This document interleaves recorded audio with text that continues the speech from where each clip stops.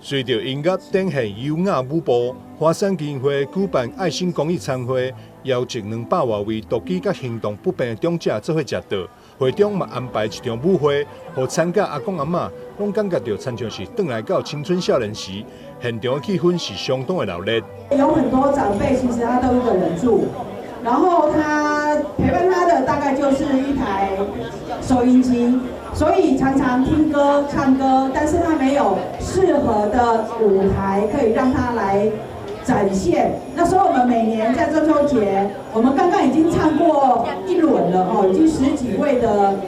长辈有上台唱歌。所以我们今天非常感谢今天所有赞助这一场爱心餐会的今天的活动，赞不赞？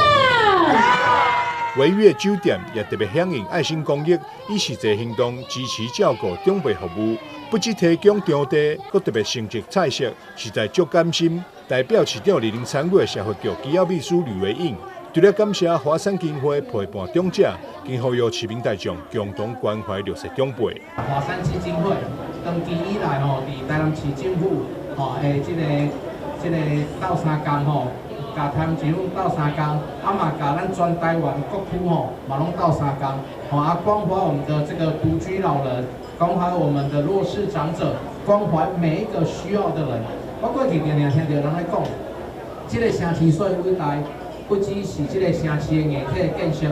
上界要紧的是这个城市的精神。这个城市的精神就亲像咱华山基金会同款。无分你我，拢愿意为着大家付出照顾，甲因掌声搁讲来一个好人买。现场嘛结合了公司单位提供义诊、推拿甲义诊等服务，参会活动也互独居长辈有机会行出户外，接触人群，陪伴因提前欢度中秋佳节。记者张秀仪采访报道。